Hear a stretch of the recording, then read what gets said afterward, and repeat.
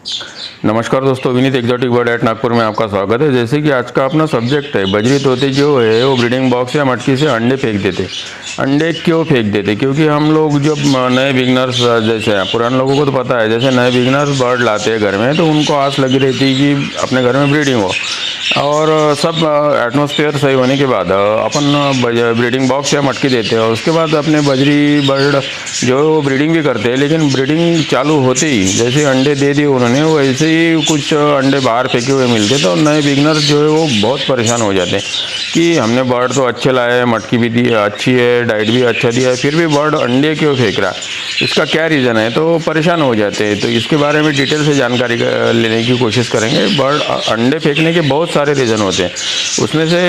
कुछ रीज़न जो है वो गिनने, मतलब रीज़न के ऊपर अपन डिस्कस करेंगे, और बर्ड ने अंडे नहीं फेंकना चाहिए करके क्या करना है अपन को,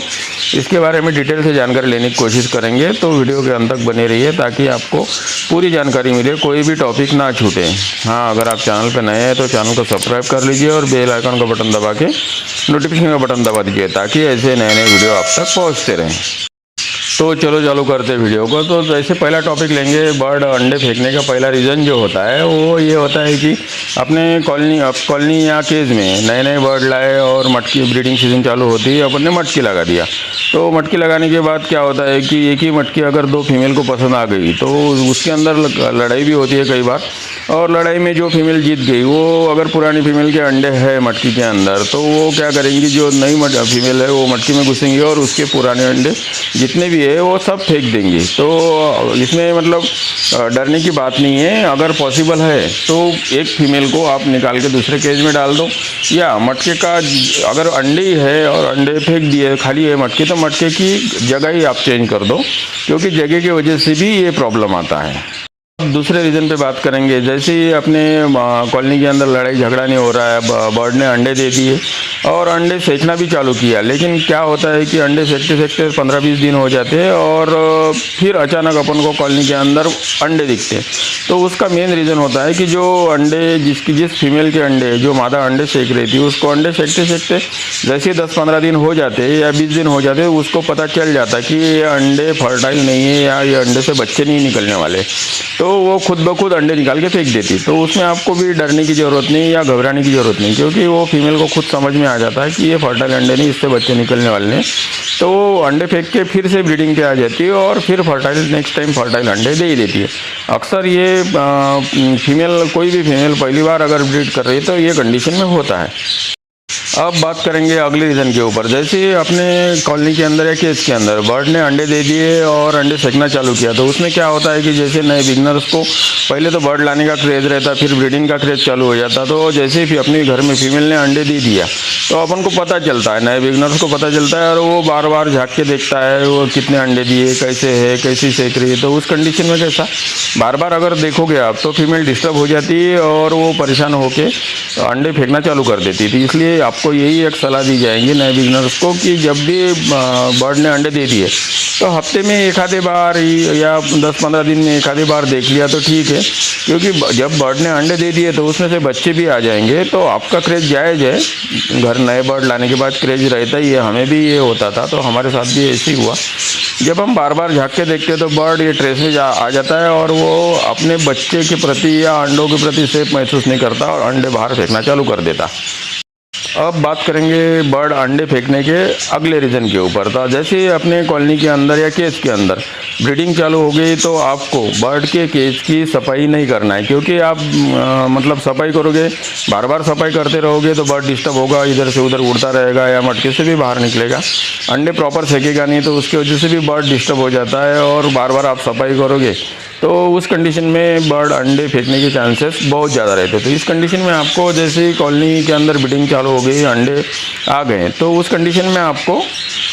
सफाई का जो शेड्यूल है वो थोड़ा लॉन्ग कर लेना है। मतलब जैसे आप पर डे या 2-4 दिन में सफाई कर रहे थे तो 8-15 दिन में आपको सफाई करना है, ताकि बर्ड को ज़्यादा डिस्टर्बेंस ना आए।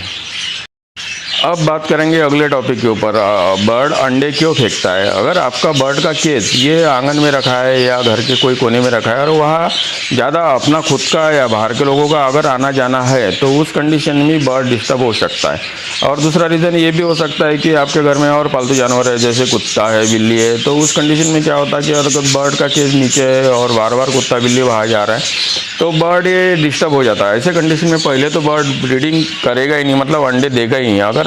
उसको डाइट अच्छा मिला और हेल्दी बर्ड है तो अंडे तो दे देगा, लेकिन अगर आप डिस्टर्ब कर रहे हैं, मतलब आने जाने वाले डिस्टर्ब कर रहे हैं या कुत्ता बिल्ली डिस्टर्ब कर रहे हैं, तो उस कंडीशन में बजरी जो है वो अंडे फेंक देता है। क्योंकि हमने भी जब 8-10 साल पहले शुरुआत की थी, हमने जस्ट जैसे वॉल कंपाउंड को लगा के केज लगाया था उस, और वही पे हमारा गेट था, तो आने जाने का रास्ता वही होने की वजह से हमारे साथ भी यही हुआ था। तो हमने फिर जैसे हमें समझ में आया तो बर्ड का केज दूसरी जगह शिफ्ट किया, वॉल को लगा के कॉर्नर में, तो अच्छी ब्रीडिंग मिलना चालू हो गया। मतलब आपको ये समझ में आ गया होगा कि अगर आने जाने वाला घर में ज़्यादा है केज के पास से या कुत्ता बिल्ली डिस्टर्ब करता है तो उस कंडीशन में 100% बर्ड ये अनसेफ महसूस करता है और ब्रीडिंग नहीं करता।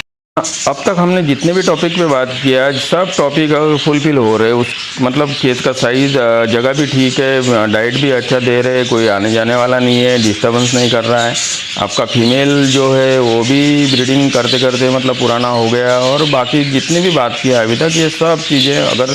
फेंक हो रहे और उसके बाद भी अगर आपका बर्ड अंडे फेंक रहा है तो उसके लिए मेन रीज़न होता है आपकी मटकी टांगने का तरीका। अगर मटकी आपने केस के अंदर टांग रखी है और वो ढीली है, हिलती है, कोई बर्ड बैठ गया तो हिलती है, उस कंडीशन में क्या होगा कि जैसे आपका बर्ड मटकी के अंदर अंडे दे देगा और सेकना चालू कर देगा, तो बाकी बर्ड जो है वो उड़ के वो मटकी के ऊपर बैठेंगे और मटकी हिलेंगी, तो अंदर जो मादा बैठी है वो डिस्टर्ब होगी, अंडे सेकते सेकते डिस्टर्ब होगी और बाहर आके देखेगी, और फिर वो जैसी ब्रीडिंग चालू हो जाता, अंडे या बच्चे आ जाते तो थोड़ी एग्रेसिव हो जाती। तो उस कंडीशन में जो फीमेल या जो बजीज आपके केस के ऊपर मटकी के ऊपर बैठा था उसको भगाने के चक्कर में वो बार बार अंदर बाहर जाना करेगी उसके, और वो कंडीशन में